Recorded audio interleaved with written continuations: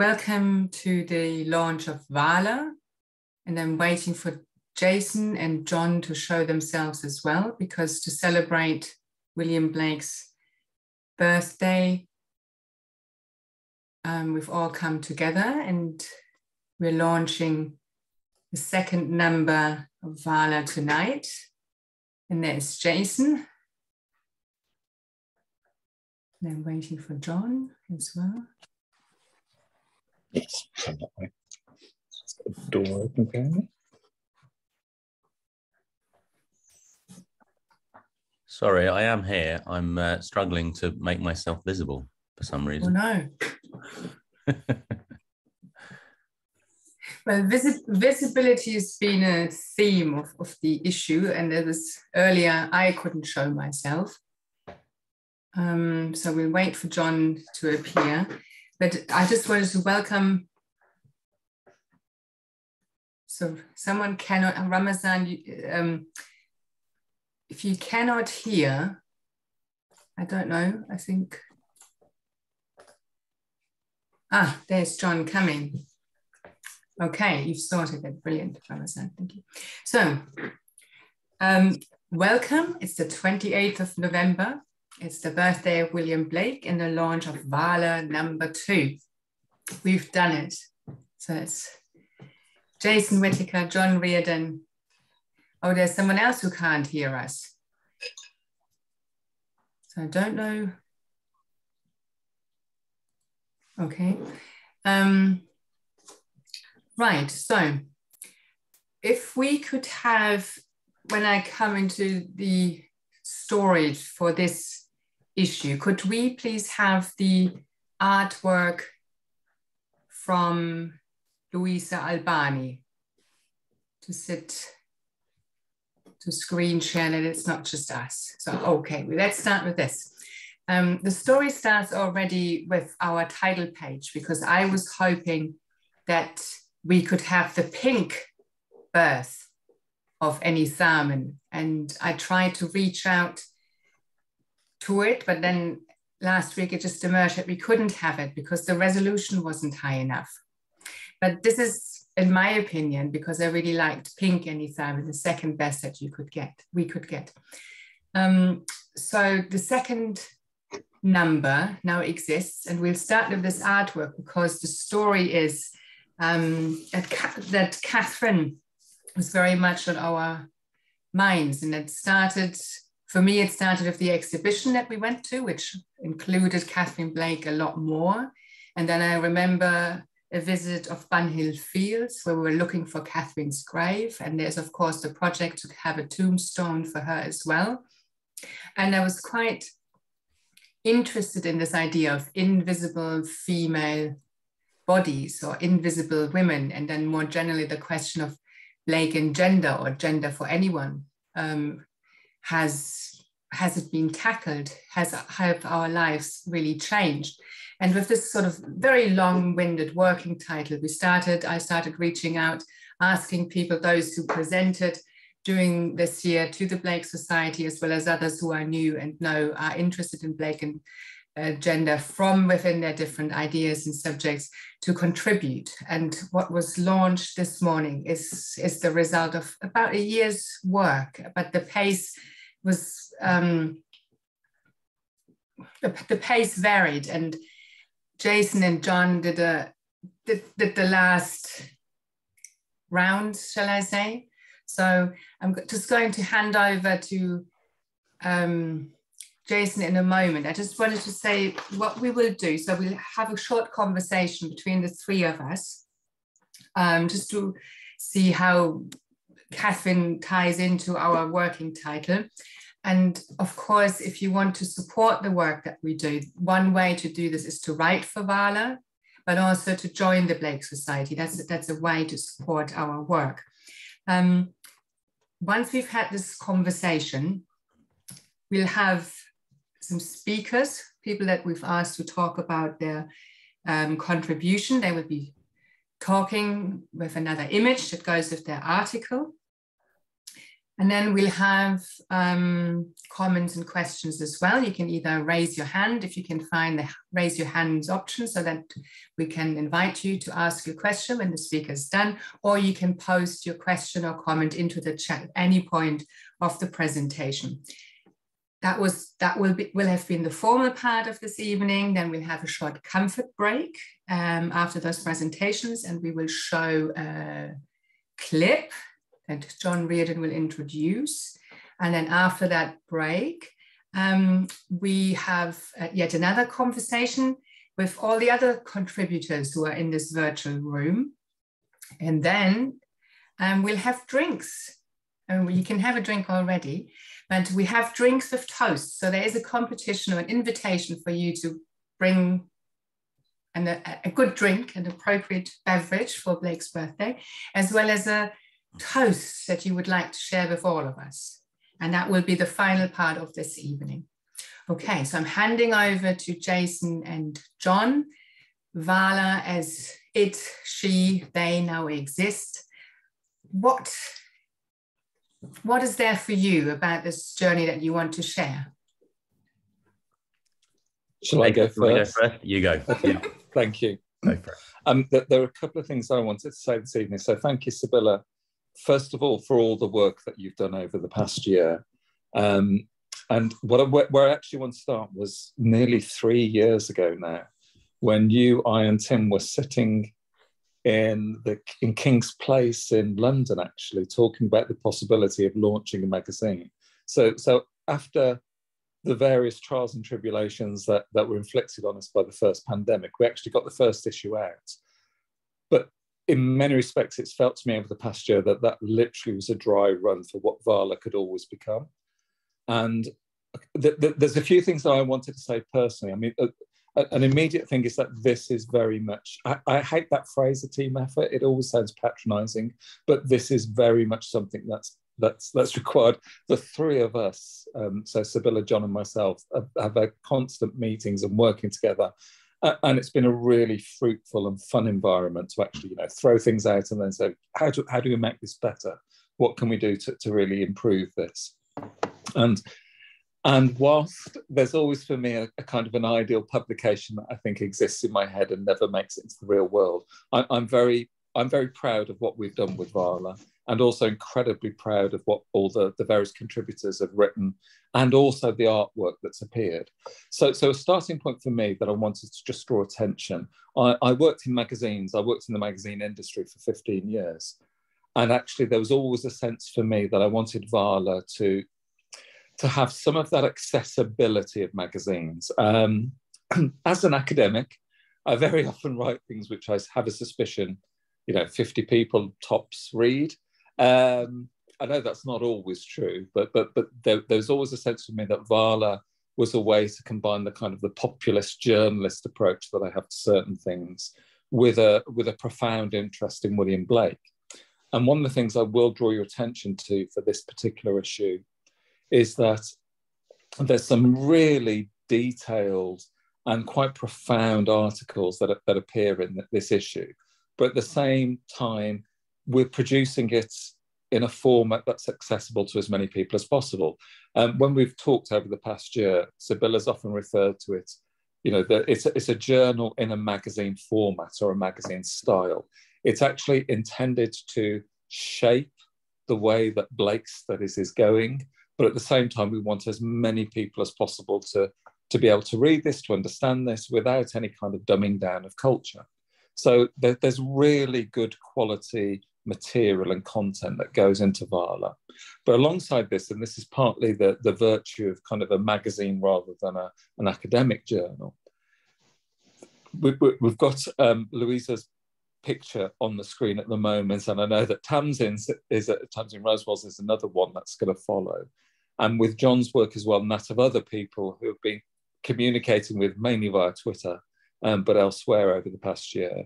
Another great thing about VALA as a magazine is that it's a real opportunity to do creative work. And actually, I think this is kind of a not unique, but an exceptional condition which the Blake Society and which VALA as its mouthpiece, as it were, can really achieve. It's an opportunity to bring together academics, intellectuals, people examining and studying and critiquing and arguing with Blake. And it's also then an opportunity to bring together those who are inspired by Blake, those who are producing art, producing creative pieces, producing performance pieces, which we can record and share in some way with those around us. So I hope that you all enjoy the magazine. I hope that it's also then visually appealing. It's interesting for this one, I've done no writing whatsoever. My task has really been to concentrate on layout and design and trying to turn it into a finished magazine. But actually, the final hurdle, that said, the final hurdle was cleared by John rather than myself, just because this week turned out into a busy week.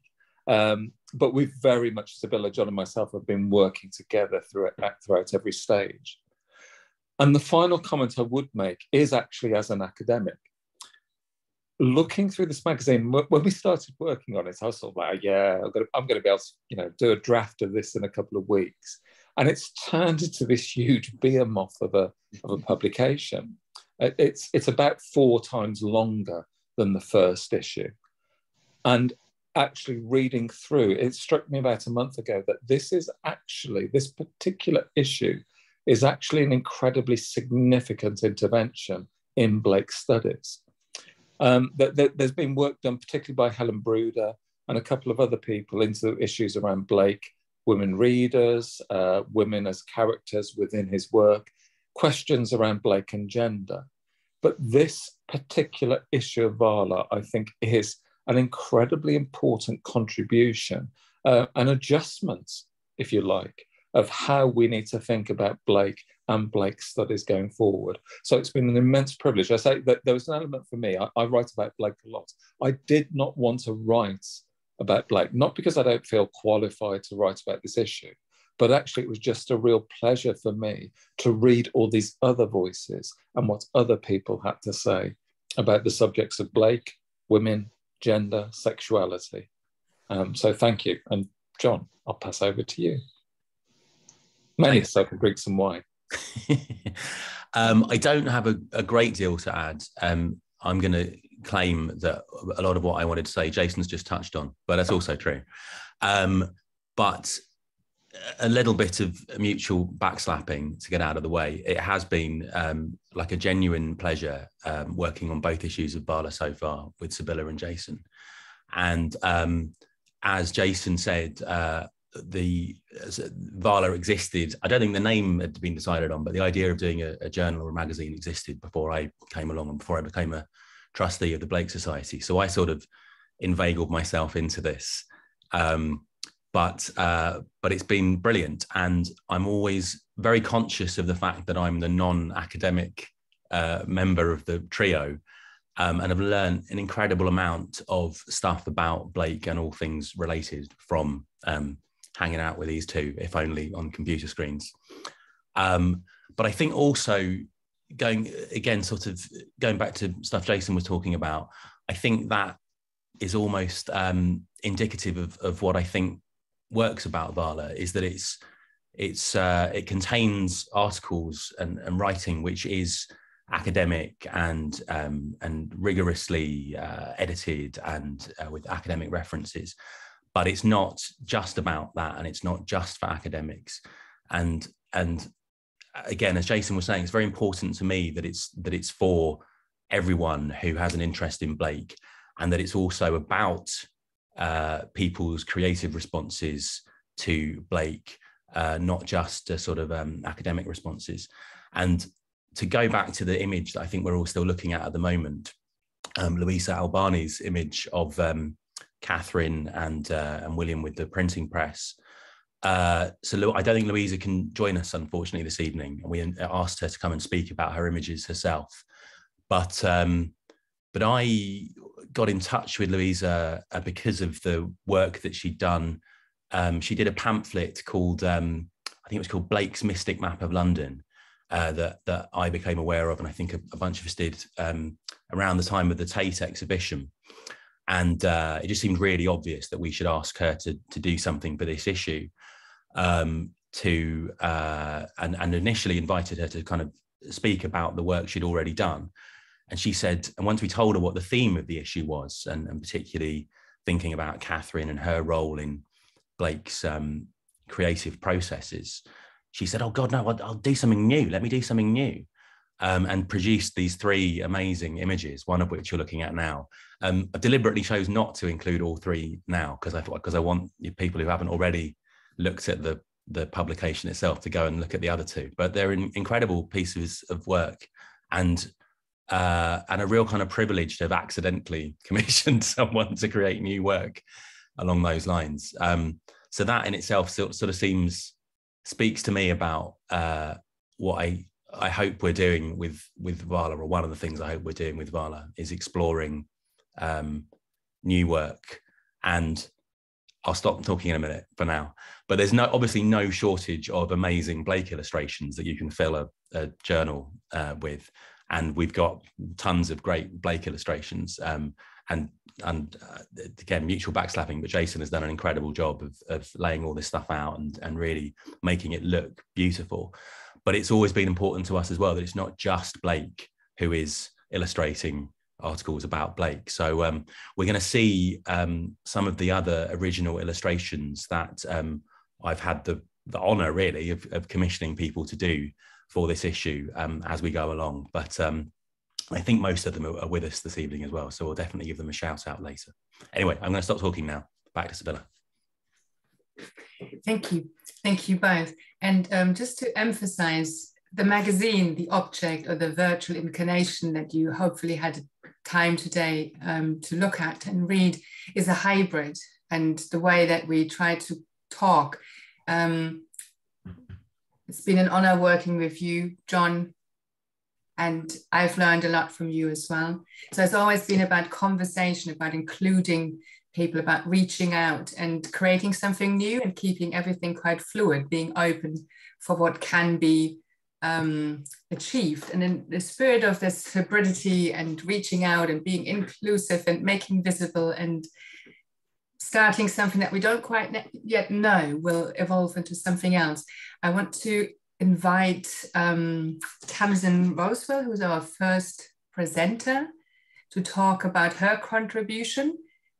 And I'm going to make myself invisible and mute myself, and Tamsin, you just hand back to me when you're done. So it's very fluid in the spirit of our work together.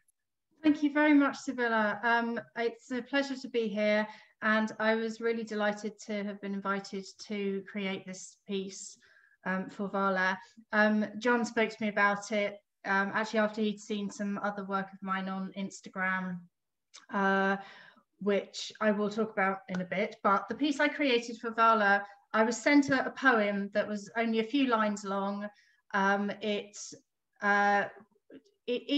was an anonymously written poem, and to me it actually talks very much about women. I think as a Blake Society member, I think a lot of us are, I'm tempted to say, evangelists. We like to talk about Blake, particularly those of us, you know, myself included, who work in the book industry. You know, I'm aware of a number of authors who write, you know, who's, you know, for whom Blake is really woven into their work, and illustrators as well. And I think, you know, we like to talk about Blake, and I think we've all got a lot of friends who, you know, perhaps wonder what we're on about sometimes. So actually this for me was a really nice opportunity to do that. And I know that a number of people who've come along tonight who perhaps don't know Blake's work very well, but they were curious to see more, having started to see these images. So the piece I created, I think, is going to be up on the screen in a moment, if the tech thing, but I've got the original here in front of me, which is quite big. It's been reduced down. Those who are familiar with Blake will, I hope, recognise the direct visual reference to infant joy in the Songs of Experience. And I know that Susan Matthews' piece later on in VALA actually, interestingly, also looks specifically, you know, at infant joy, and there are more images that are related to that. But actually I thought this was actually quite a nice opportunity to look at Blake's work and relate it directly to women. Catherine means a lot to me. I talk about Catherine with other female writers and booksellers quite a lot. I think she's a really interesting character. I think there's a lot more to come out there, and I'd love to see some you know, perhaps historical fiction written with Catherine, you know, at the center of it. I think that could be really interesting to explore. But in this piece, what I wanted to do was actually talk about this great unspoken about women's bodies, which is what we go through to create new life.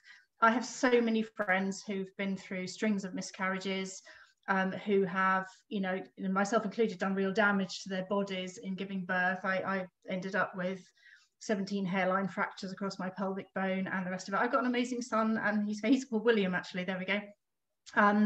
But you know, this is damage that we don't really talk about. I think when you do start to talk to other women about something like miscarriage, it's almost a universal experience. It's something that an awful lot of women have been through, but they don't really even talk to each other about it. So it's very much hidden. It's very much, you know, something that women curl in on themselves to feel. There was one interesting incident with this piece that happened right at the beginning. I did, when I first created the piece, I actually painted something different, which I've got behind me here. And I sent this is unfinished. I sent it as an image, just as a photograph, to John, and said, you know, can I just check you're happy with my interpretation of the poem, that you're happy with, you know, as it sits visually. And he said, oh, it's great, except that one of the other contributors has chosen exactly the same image from the Book of VALA to reference in the piece. You know, is there any way you can change it? And I thought, actually, you know what, I'll start again, and did it, and I created the piece that you can see in front of you. But I thought that itself was really interesting to see that, you know, two women, you know, who were both working on illustration, you know, honed in on some very particular images of Blake's. So in that one, I mean, you can see the reference. And if you look at Jerry Gallus's work in VALA as well, you'll see that she too has chosen a really very similar image. So yeah, and I wanted to have those, you know, curling flowers where, you know, they look almost like pomegranate flowers. If you look very closely in the flower that's opened, you'll see a kind of spirit baby reaching out for the light. I really did. I'm glad that we didn't lose that detail in all the design work. I think Jason's done an amazing job on the design work. So John approached me to do this piece after he'd seen other ink work that I did on Instagram. So can we have a look at the next slide? This is from a little book which I didn't write. This is a book called The Silent Unwinding. It's actually created by Jackie Morris, who's the Greenaway Medal winning author and illustrator. And she created, it's a completely silent book. So it's full of her images, her paintings, but they removed all the words from the story. So it would be more traditional in the book industry to remove the images, but in this case, they've removed the words. And she asked me, would I paint in it on top of her own images, which is a huge leap to make. So I painted these, and I was painting the Tempest, and very deliberately, should we go on a slide and just see some of the other images? I really wanted, you know, to pick out, as you can see, you know, the bat itself is directly lifted from Blake. There's another one as well. These are the end papers that you're looking at here that I created in this book, but drawing on top of somebody else's work. Would I go to a book of William Blake's paintings and just paint directly on top of them? No, I really wouldn't. It was a huge leap of kind of artistic creation to do that. And this one here of Prospero and Caliban, you know, many of you will recognize the little curled figure as very Blakean. He uses that position a lot. And I don't know what image we've got last. I can't remember what the last image was that I sent to you, but you know, I all the way through doing this, I was, you know, deliberately, there we go, we've got angels in trees there. So this is an image of Ariel trapped in the tree by Sycorax. And you know, I was doing that, which is what John saw, and then asked me and talked to me about creating this piece for VALA. So really that's where I went with it, and I really enjoyed doing it. And I hope that by doing all of that, both with the silent unwinding and with, you know, this painting, and then sharing it on social platforms where other women can see it and they see what I've said about it, perhaps they can learn a little bit about Catherine. It would be really nice to bring more people in and to think, oh, actually, maybe Blake is relevant to me. Maybe there's some real interest in here. So no, it's been a fantastic opportunity. So from an evangelist member of the Blake Society, thank you very much. So I'm going to hand back to Sibylla now and say thank you. Thank you, Tamsin. I'm going to pass on swiftly to Joan Digby, who's going to talk about her contribution. So Joan, if you could show yourself.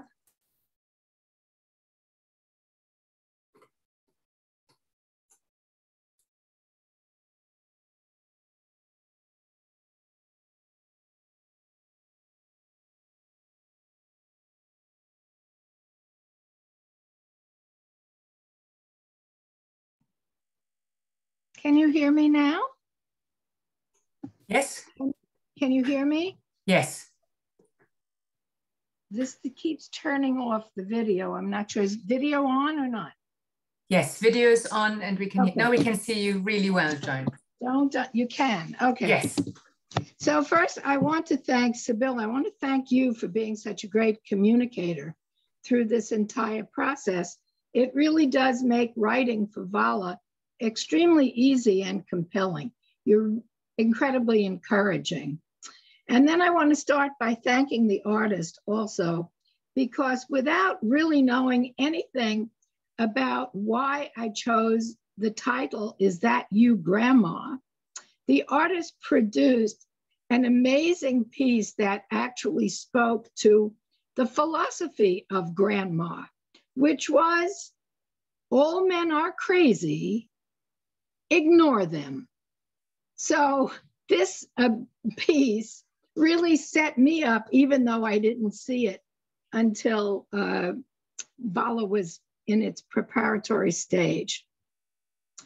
I want to say, as with Tamsin, that for many reasons, Blake can resonate very, very personally. And I chose to write about the Book of Phil because the book itself reminded me of my grandmother in two ways that have stayed with me for over 70 years. The first is my grandmother's fear of sexuality and death, which is incredibly central to this poem, more so the fear of being born into mortality with an endpoint that seemed horrid and objectionable. And I've always thought of Phil as a version of my grandmother, although my grandmother did succeed in getting born. But in a second way, there's another personal reminder, which is that my grandmother belonged to a girls' club called the Lilies of the Valley, who remained friends for a lifetime. They began as children. They went through their professional careers. They knitted for the army during the Second World War. They then became players of cards until they died off. But they were always the lilies. And that image of this tiny flower that held women's lives together was really the reason that I wanted to write this article. Phil itself, as a poem, from my perspective, owes a great deal to Aesopic fable in the 18th century. And in particular, prior to Blake, but really contemporaneous, there is a collection of fables called the Fables of Flora that identify female personalities with particular flowers. So the nun, for example, is characterized as a sunflower turning toward God.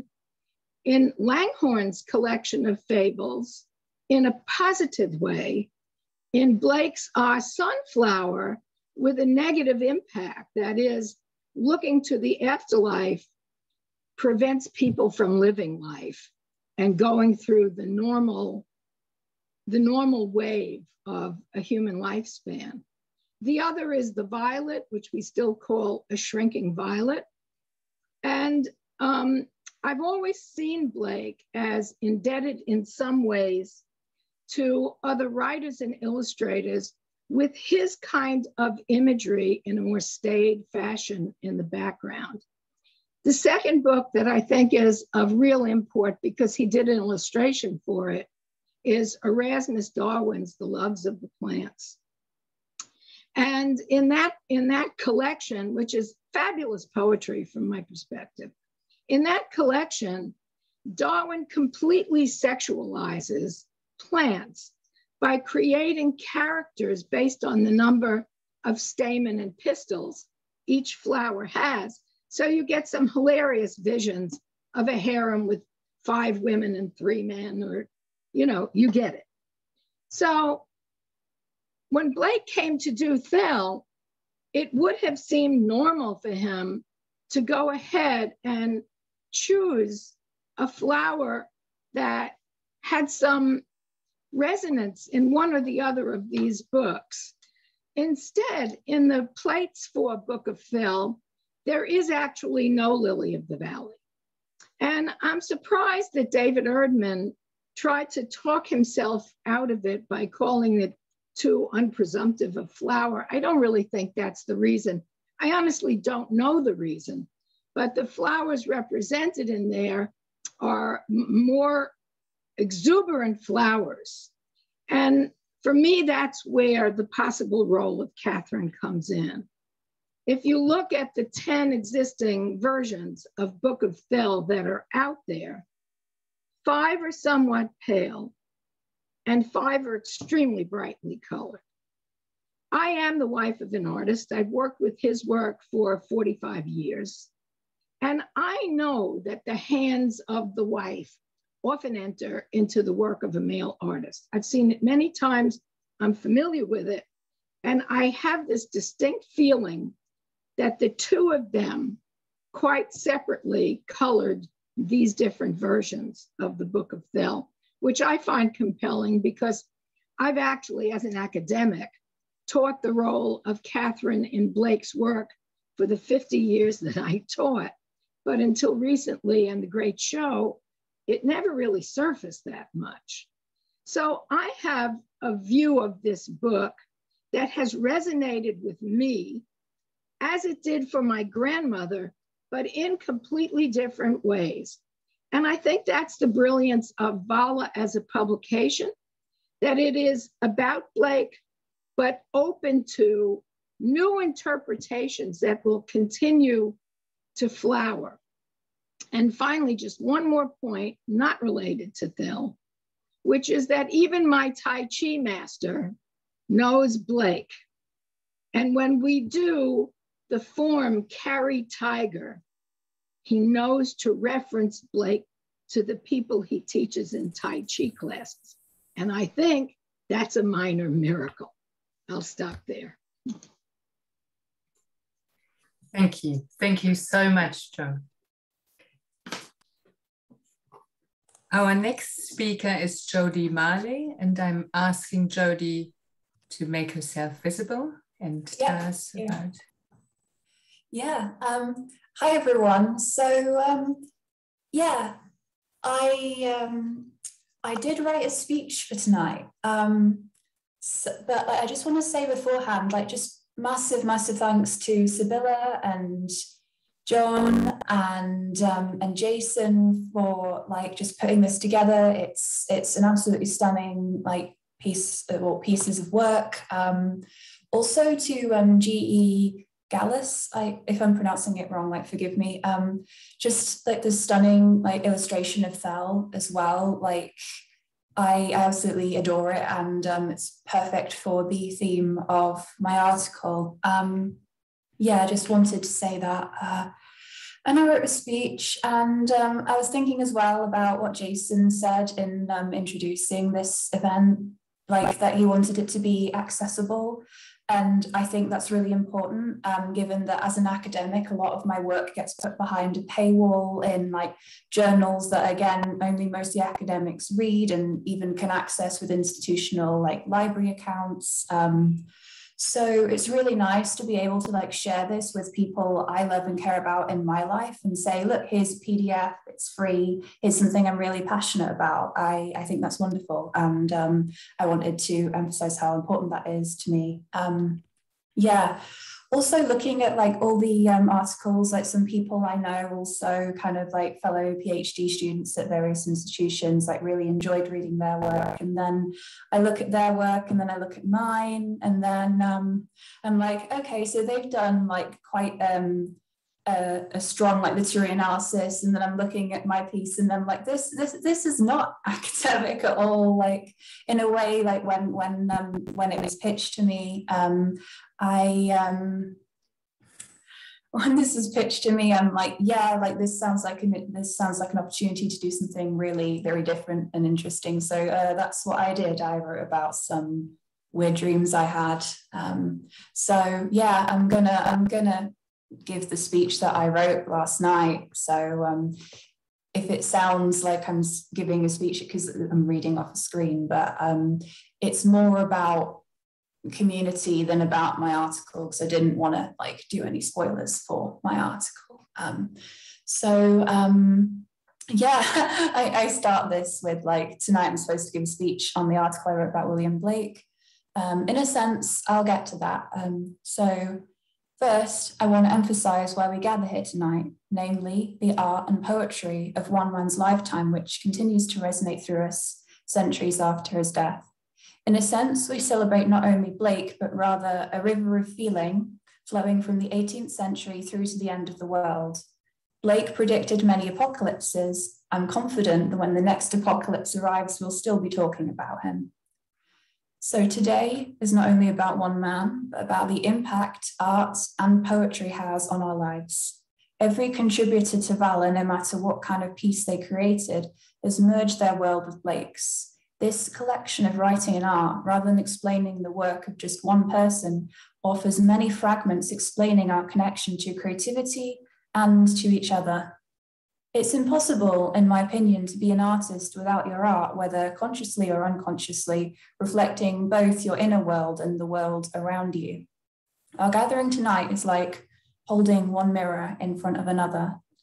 Each of our works in this issue does not simply reflect Blake, but also our own lived experiences, which gathered together are beautiful because we find community and empathy in them. When we create, we don't only cast something into the world, but we absorb the world, and it reverberates infinitely inside us. In my piece on Thal, I explored the way global catastrophe, particularly the COVID-19 pandemic and everything related to that seeped into my dreams. And I used the anxiety that echoed through my unconscious mind to create something to just try and make sense of the world. And I noticed the similarity between the dream and between Blake's poem, and realized that Blake too had grabbed hold of my brain. So rather than try and fight it, I let the words and images flow, and I followed their rhythms rather than imposing my own order. The result is something I hope will dwell quietly in your mind for a while, but more importantly, will be something that flows into the experiences of everyone featured in this issue. Just to conclude, make art, look after each other, because after all, we're all that we have. Thank you. That's my speech. I will disappear. Thank you, Jodie. Thank you very much. Our next speaker and presenter is John Reardon. Please show yourself. I think I have.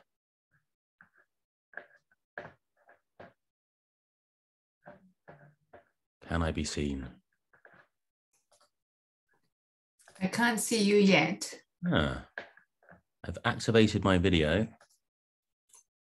Maybe it's better this way. Yes, I can see you. Oh, I can't see myself. How strange.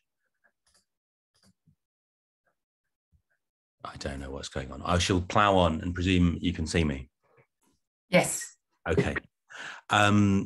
Could I go straight to the next picture, please, Ian? So, yeah, me again. I've,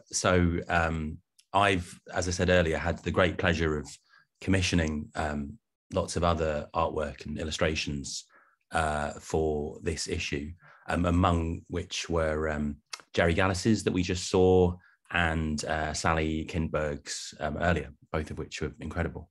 Like a genuine pleasure to have those pop into your inbox and see those before anyone else. It's great. Yeah, the thing that I've done as my own sort of creative piece for this issue of VALA is this comic strip that you can see the first page of now. And I don't have a great deal to say about it, he says. I'd sort of like it to let it speak for itself largely. But I suppose how it came about was that apart from VALA and general kind of Blake Society stuff, the thing that I'm trying to get going is to do a sort of graphic novel biography of Blake. And obviously that just involves ludicrous amounts of research and parasitically draining friends who are Blake academics for information. And will hopefully be something that I can sort of get into a more concrete stage in the future. But when we realized this was going to be the theme for the second issue of VALA, I thought, well, maybe this is a way to get something visual down on paper. And it seemed like it should be an attempt to represent Catherine's side of things. So it's just the first page you can see here. And again, I've not included the other 4 pages because I want you to go and read them in situ. But it's really Catherine printing Milton with William. And then it sort of goes into a reverie or an internal monologue as she looks back over their life together and their work together. And I suppose it's really an attempt to recognize her importance, which I hope the whole issue does to a great extent, but also to try and sort of imagine yourself into feeling what it must be like to live with someone and who's that brilliant and weird and sort of driven, and to become part of almost sort of part of what enables that in a positive sense, but also with all the kind of difficulties and drawbacks that must involve. What the only other thing I wanted to say really was that I was really trying to so this is them in South Molton Street, and I was reading the catalogue from the Ashmolean exhibition of a few years back, which I think contains, I think it's Michael Phillips who curated the exhibition, and he'd done some amazing sort of research and on the house in Lambeth, and kind of figured out how they would have had it laid out and where the printing press would have been, and looking at old kind of council maps from Lambeth to see how the house was organised. And so I thought about setting it there, but then I thought I wanted Catherine to be looking back from later on in their life together, and definitely post Felpham and all the experiences that happened there. And so I thought, well, it should be in South Molton Street then. And then I could keep on harping on about it, but one of the advantages of having these friends who are professional Blake academics is I sort of emailed Jason and Spiller and said, I don't suppose anyone's done the same thing, but for South Molton Street. And Jason, bless him, produced this, emailed me this PDF, which I think was by Angus Whitehead, who'd done the same thing for South Molton Street, an incredible level of detail, figuring out, just trying to decide which floor they were on for one thing, and then where everything would have been arranged, and which room would have been used for the press, and which would have blah, blah, blah. And so I was like, yes, that's exactly what I need. Thank you, Jason. And so I tried to do it. So this first page in particular is trying to be as true as I could to what Angus Whitehead describes in that article. And also, again, it was actually something that Louisa Albani mentions in the context of introducing her pieces, one of which we saw earlier, that there's a video of Michael Phillips talking about Blake's printing process and demonstrating on a replica star wheel printing press, which was absolutely invaluable. And she mentioned that, and I'd also been looking at that for this. If we could just go on to the next picture quickly. So this is just part of the process, really, trying to figure out how to represent them, sort of doing research on the clothing and also how to draw the bloody printing press. And then if we can move on to the next one as well, then there's the equivalent attempt to portray William. Yeah, I think that's about all I have to say about it. I hope you enjoy the whole 5-page comic strip in VALA, And I will hand you back to my esteemed editor, Sibylla. Thank you very much, John.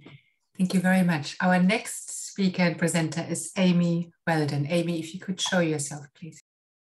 Sure. Hey, everybody. Thank you all for being here. I'm coming to you on a beautiful late fall day from Decorah, Iowa in the US, where I teach at Luther College.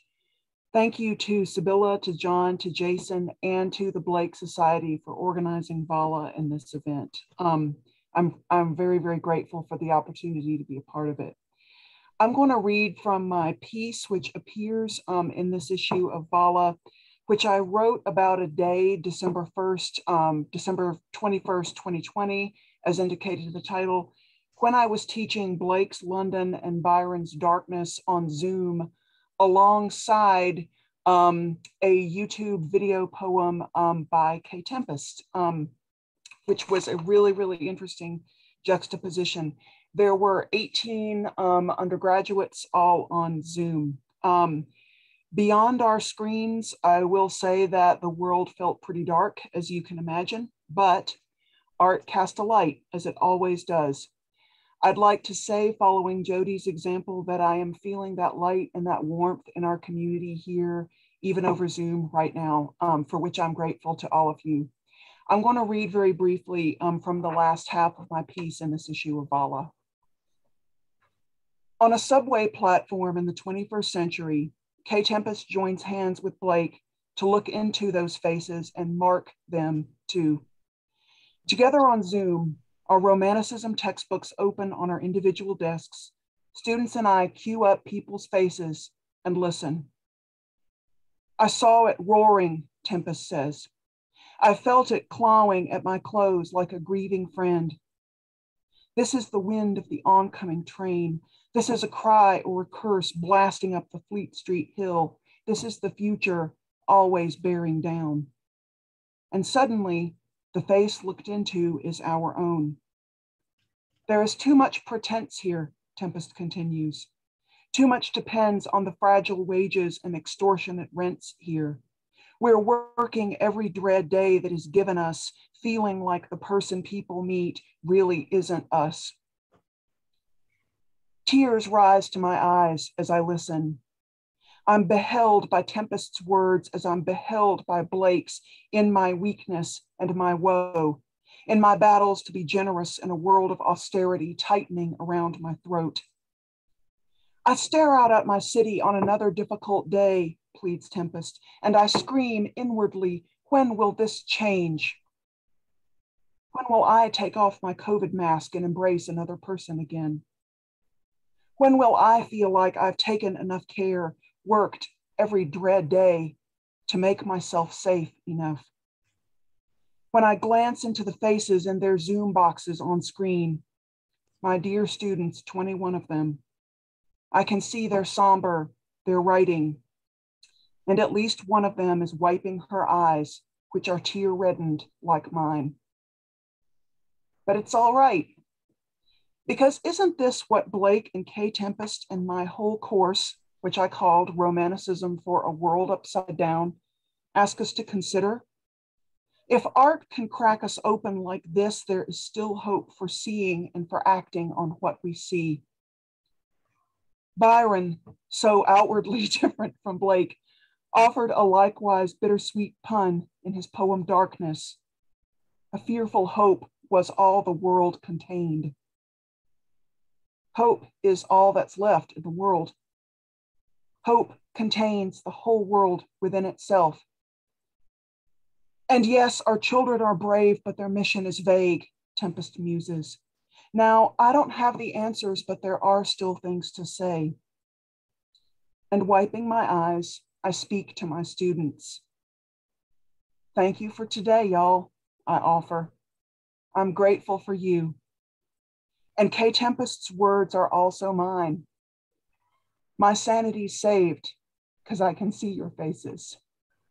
Thank you. Thank you. Thank you so much, Amy.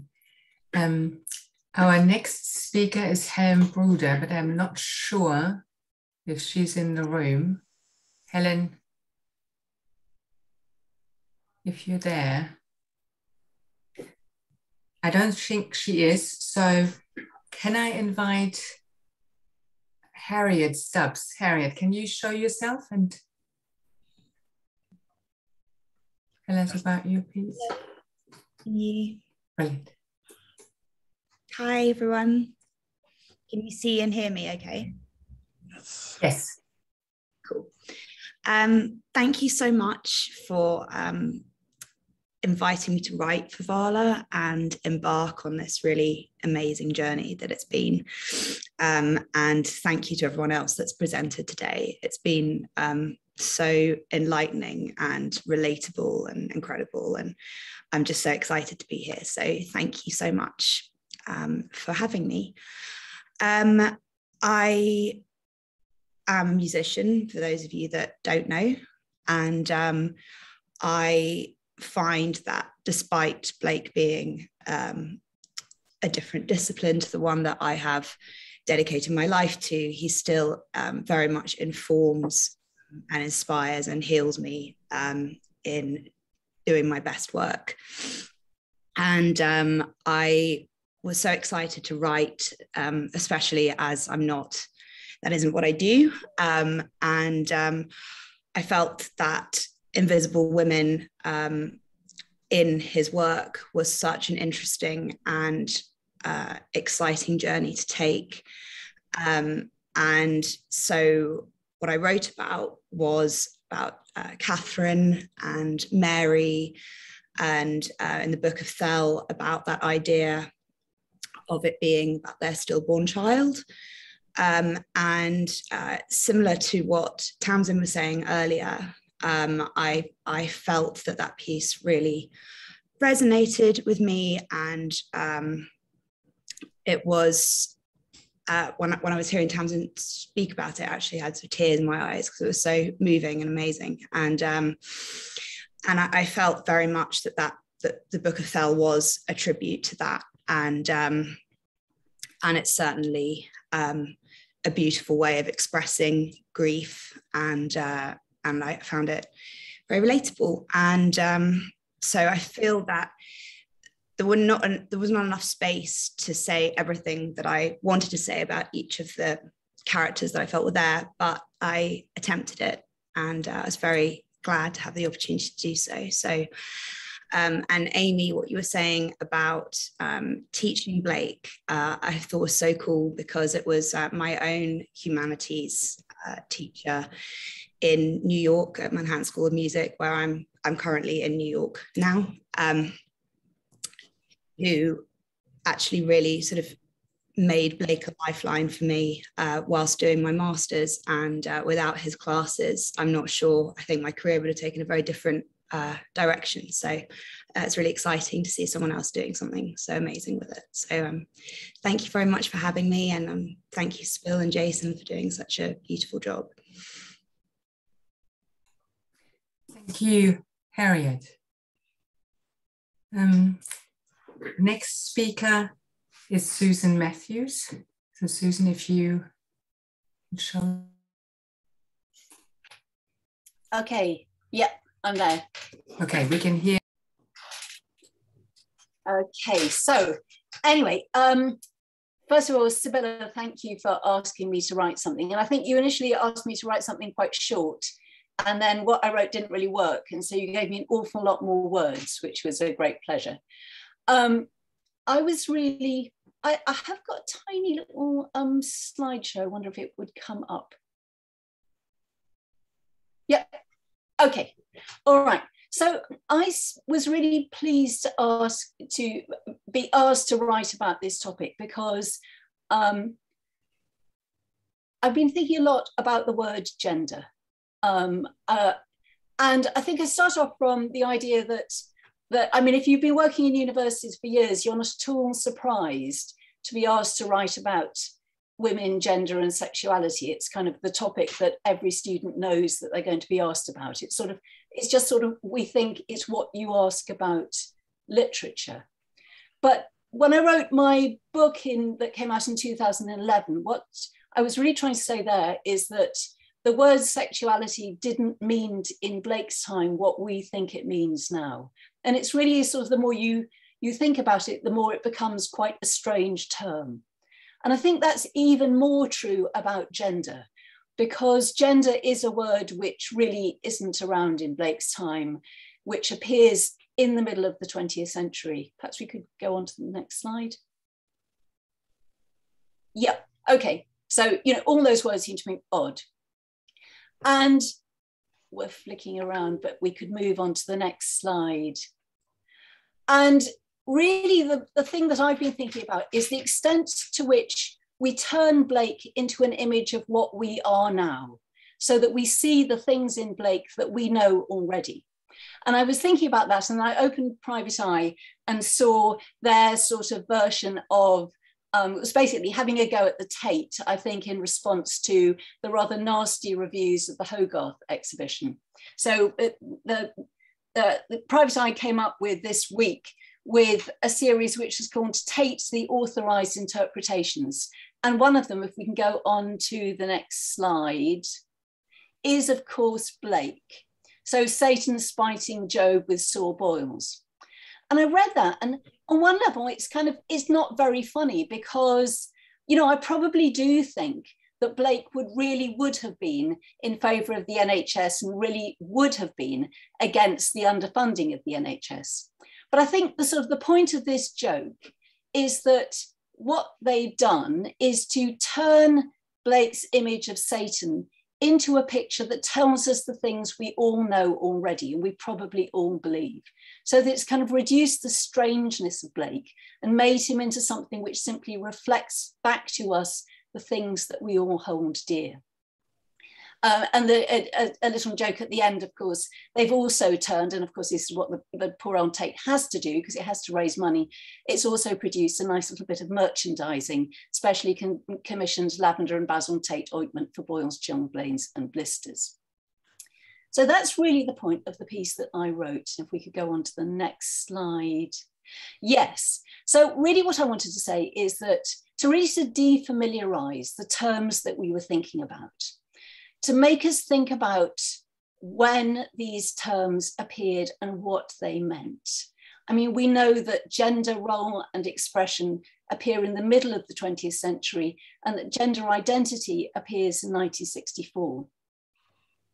At the same time, a bit of me does think that we have to apply our terms to work from the past in order to connect with it.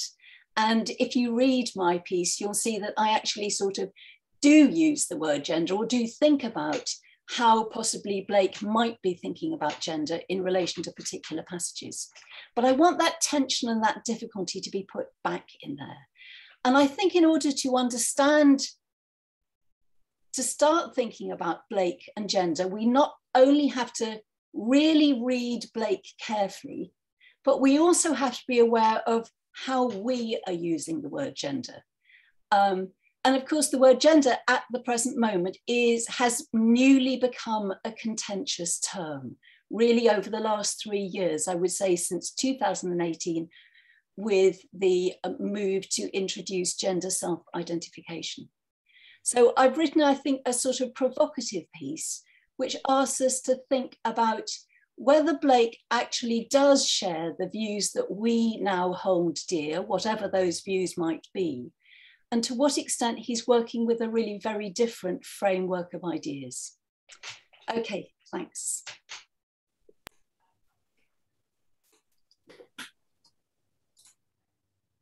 Oh, my camera isn't working. Oh no, here it comes. Thank you very much, Susan. Thank you very much. So I'm in this as well, the last person to speak, and I can see myself. And if you can move on to the image, please. Right. Writing as an academic, I ran into the problem that I had no evidence, and that everything I was saying about Mary Wollstonecraft and her obsession with Henry Fousley could just be dismissed as speculation. And that really frustrated me. And I thought, maybe this has also come out of the conversation that I've had with Harriet Stubbs over her piece a long time ago. That's what it feels like. maybe I can be more creative, not just academic. So with that idea that I had or gained through talking to Harriet, I then sat down and tried to write a letter that I would claim had been rediscovered. And I really struggled with it. And then thanks to Marina, who's also in the issue, Marina White Raven, it sort of came out of me, and I wrote this letter. And then, which is towards the end of the issue. And then I was feeling unsure about myself, and I sent it to Helen Bruder, who can't be here tonight. So I sent it to Helen. All that Helen said was, imagine having William Blake as your confidant. And that really made me laugh. So I thought, okay. And then the other problem that I had was that I always thought if Henry Fuseli and Mary Wollstonecraft sat in front of the Nightmare, that very famous painting with sexual symbolism, and if they sat in front of this image, what did she really see? Did she see the same that this Fuseli saw and painted? And that's the question, or the challenge, that I threw out to John Reardon. Said, I want to know what she really saw. And then he created this. And again, that made me laugh. So thank you all, especially John, for what you can see in front of us, which was part of a very interesting process and has brought us to the end of the formal presentations. We're going to have a short break, about 5 minutes, and you will see something that John will introduce in a moment. When we come back, I just want to briefly connect with everybody else who is in the room and has contributed to VALA. And during the break, please go and find yourself a drink and think about a toast. I'm going to hand over to John, and the break is about 5 minutes. And during that break, you'll have a real treat. So I'm off to get my drink because I know what's coming. John. I'm going to be very quick because I'm aware we're sort of running out of time. One of the other things that I did for the issue was an interview with two animators, both at kind of either ends of their careers, really, who I realised had both done brilliant animation interpretations of Blake. And the one that we're going to show you in a moment is by a woman called Sheila Graber, who I've just been talking to on Twitter, who can't make it tonight, but is very pleased we're going to show her animation. And she did it back in, I think, 1978, during the then Tate retrospective exhibition of Blake. And she was invited to come and sit literally in the sculpture hall of what is now Tate Britain and create a Blake animation. I'm going to just let Ian play it, but there's an interview about it in the new issue of VALA.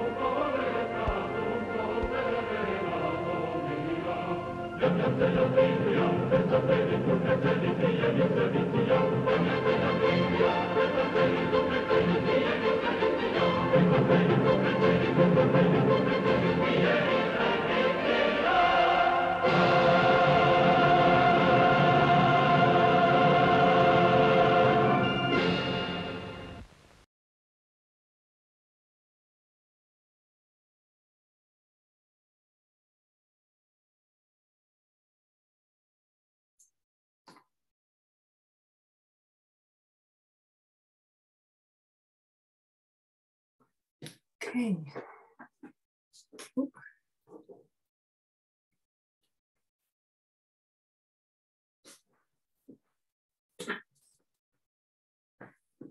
Okay. Tonight is so rich and so full, and it's really hard to find the right words. We're moving into the final part of our evening, and I'm just inviting now everybody who's contributed to VALA #2 to switch on their camera so that we can see everyone who's contributed to VALA #2. And if you go on gallery view so that you can see each other, because this has been incredible. So everyone who's in the room, so you can see how the screen is filling with everyone.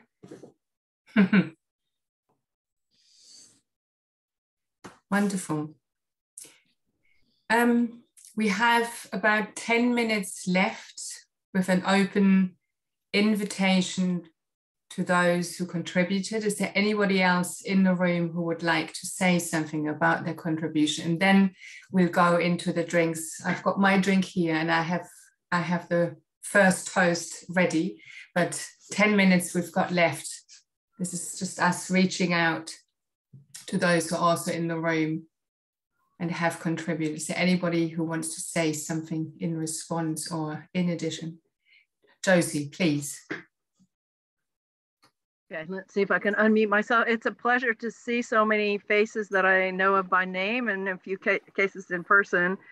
I was so pleased at issue 2 being devoted to Catherine and the sometimes unknown or unrespected women who often lie between the scenes, behind the scenes. And I realized contribution to VALA #1, which unfortunately I missed the opening for, also deals with a fictional unknown woman. I made up a story based on documents I actually found in London Metropolitan Archives about William Blake. So, sounds very similar to what you did, Sibylla.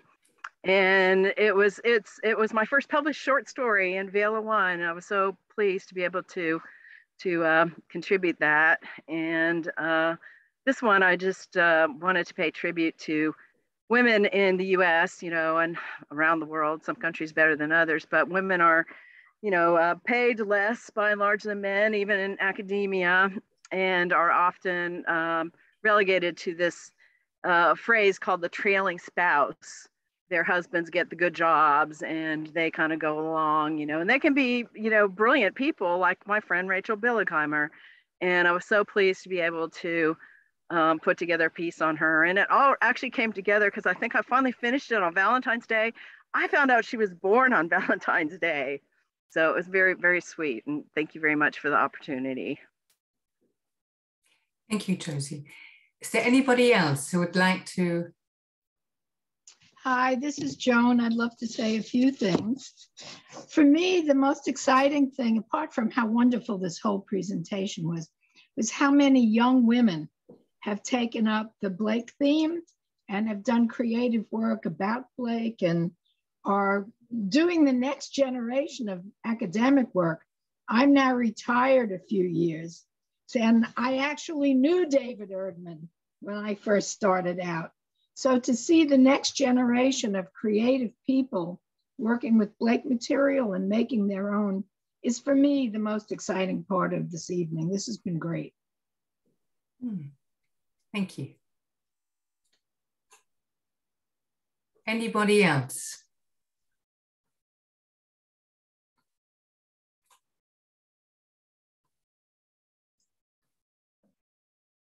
just wanted to say, I think I'm the only member of the community from my part of the world, which is South Africa.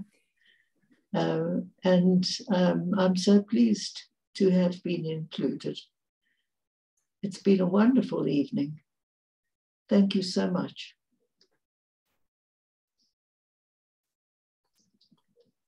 Thank you. Anybody else? Yes, please. Could I have the word, please? Just to say thank you to you, to Sibylle, to Jason, to John, team, and everybody involved in Blake Society, but specifically in VALA, for the opportunity to write something, as many of you have commented on, for the opportunity to do something a little bit different than we normally do. So, for instance, I wrote an opinion piece rather than a more elaborate academic piece, as I normally do, or as I have more often done before. And another thing that I would like to just underscore from what you'll have said is that the sense of doing this in the framework of this community, which I feel is very especially sympathetic because of the, so to speak, the Blake's spirit, or Blake's, if I may say so, mystical current, which is some words that came to my mind as for instance, as Jody spoke today. I think it meant a lot to me, basically, to be able to write something like I did, and for it to be accepted as a valid expression. And so thank you very much. And I hope other people relate to it, and it helps other people to read my opinion piece. And I'm sure I'm gonna enjoy hugely all the other contributions. I'm looking forward to plunge into it. Thanks. Thank you, Cecilia. Anybody else?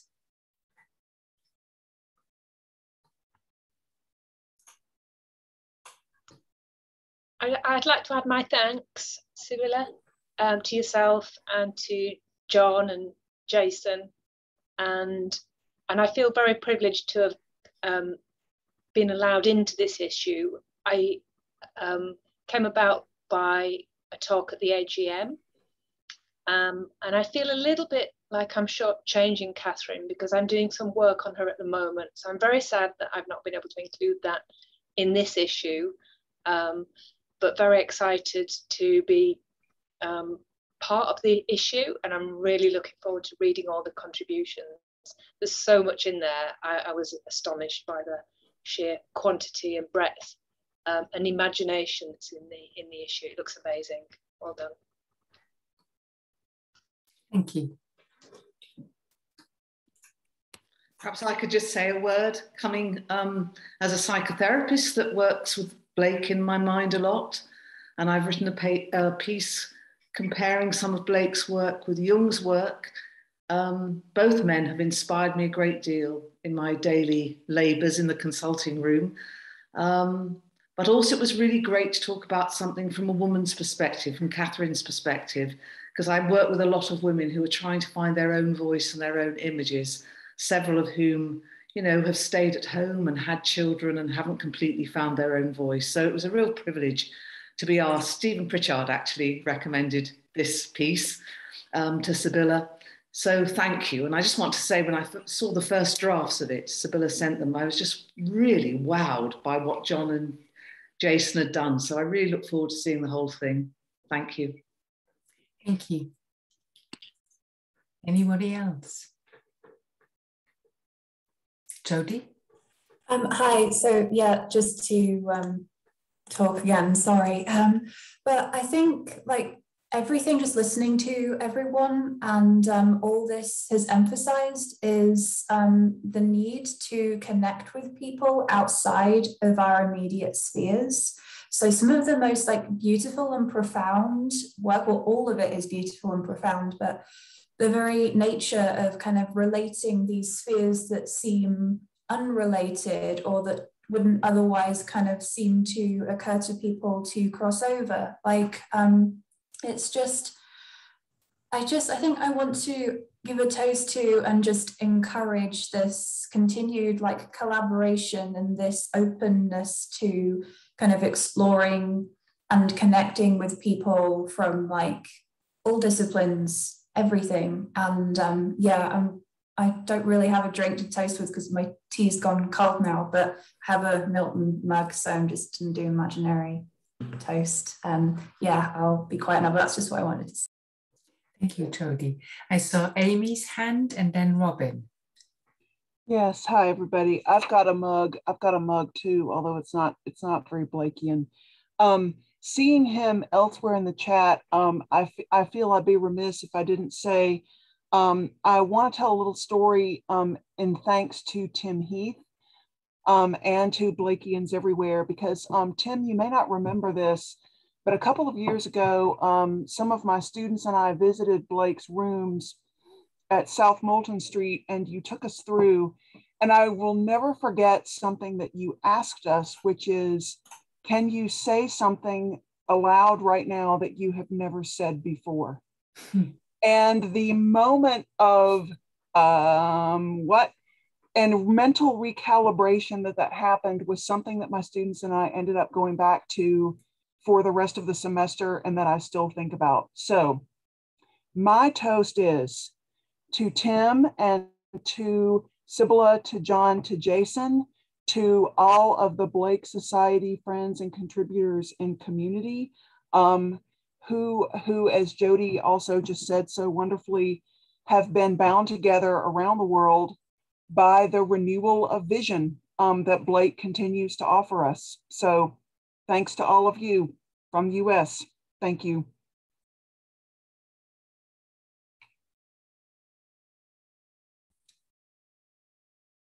Yeah, thanks so much. What I have to say hinges actually on what Amy has to say, which is, my piece and so much of what in Blake inspires me is community.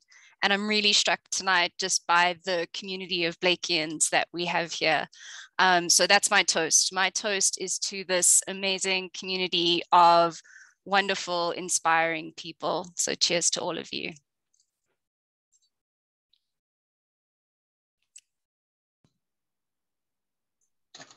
Thank you. I can see Jason's hand. Thanks, Sibylla. It's following on from the community and connecting with people. It's actually to make a request. It's actually utterly to hijack this evening's celebrations. And just to point out that Sibylla and I are also involved in another project, which is a conference on global Blake, which is due to take place on the 11th to 13th of January.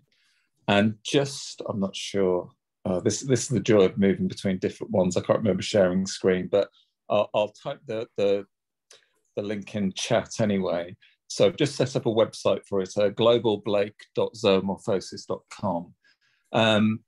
At the moment, it's just a listing of the speakers and a link to register. It's entirely free. It's an online conference because we can't just guarantee we can get rooms at the moment. But it'd be fantastic to see as many people as possible there. And also what we're looking for is probably the Global Blake Hub will be an opportunity for curating some resources, so we can record the talks that take place there, put up other documents, sort of discussion and debate about Blake's reception and influence around the world after his death. So anybody who's interested, please do sign up, and we'll look forward to seeing you at that, as well, of course, as other Blake Society events. So it was a shameless plug, Sibylla, for your and my work that we're doing at the moment. And I want to add that quite a few people who are in the room tonight are also involved. So the community is alive. John, I can see your hand. John, please. John Breeden. Yeah, me again. I just wanted to say, in response to what Jason just said, if anyone has a right to hijack proceedings momentarily, it's Jason.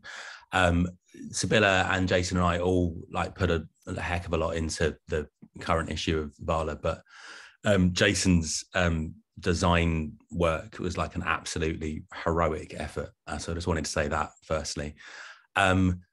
For a toast, I just wanted to, I think Joan mentioned her Tai Chi teacher and his tiger. And it just made me think of all the weird sort of connections and coincidences that seem to kind of accrue around Blake. And so I went and got myself a drop of porter for the toasts today, knowing that Blake was partial. And so I went to a hipster beer shop not too far from Peckham Rye.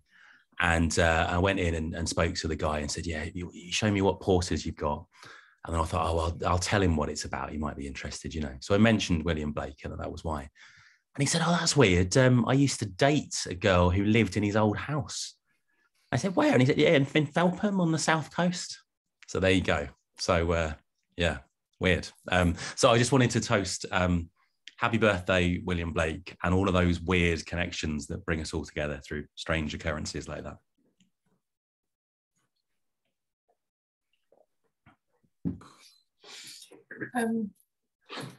I wanted to share a greeting from Lena Shah. She can't be here tonight, and she said, thank you, William Blake, for inspiring me.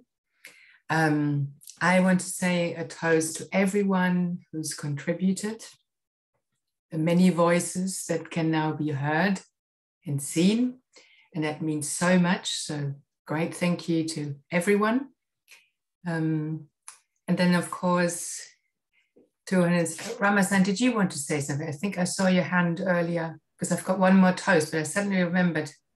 Yeah, I just wanted to thank you all because when I sent my poem, it was bland and without any illustrations. But John, thank you for making it what it is now. It was wonderful. When I first saw it, I was shocked. I couldn't believe that it was my poem, and I love it now. And when I checked the magazine, I am staggered by the content of all the articles and everything you sent. I am looking forward to reading everything. And toast to our dear friend Blake. Happy 264th. Thank you. Thank you. Yeah, I had the toast I had was, or is looking towards the future, because the next VALA is going to be on nature, all attitudes towards nature. We need to save the planet. And there was just a curiosity, as there was at the beginning of this one, what is out there? Can we save the planet? Can we save ourselves? And so it's just, it has been such an honor to be working with all of you and learning so much en route and ideas that bounce between pieces and contributors via me that it's impossible to show. And then handing it all over to Jason, and then just seeing it all being born and emerging in its glorious beauty has been a tremendous experience. And I can't put it into words. And yeah, just look at it, read it, share it, join the Blake Society to support our work, and get in touch if you have something to say about Blake and nature. So that's my final toast. And I'm still waiting for other people if they want to say something or toast. I think Suzanne has her hand up, Sibylla. Suzanne.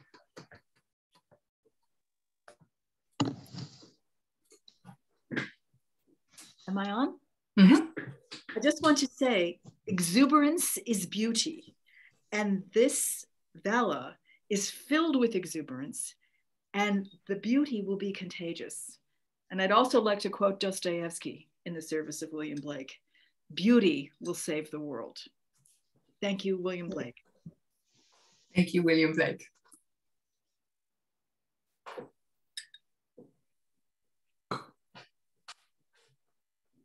Another hand from Jason, but I'm not sure if that's an old hand or a hesitant hand. Both, old and hesitant. I will actually, however, offer a toast. Yeah, from Sam as well. And particularly as both of us were involved in getting Blakean tattoos yesterday, so hey. My toast will be to William Blake. I'm always astonished when I've talked to other academics who move on from the subject that first got them into academia. And Blake is literally the one writer and artist who I can never get bored of. So long may that continue. Happy birthday, William Blake. Happy birthday. Happy birthday, William Blake.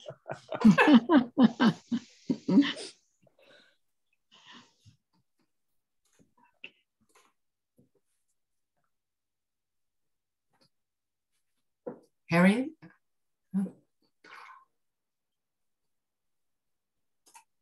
Hi, sorry, I couldn't figure out how to raise a hand. I was like just trying, like, oh, I'll get through.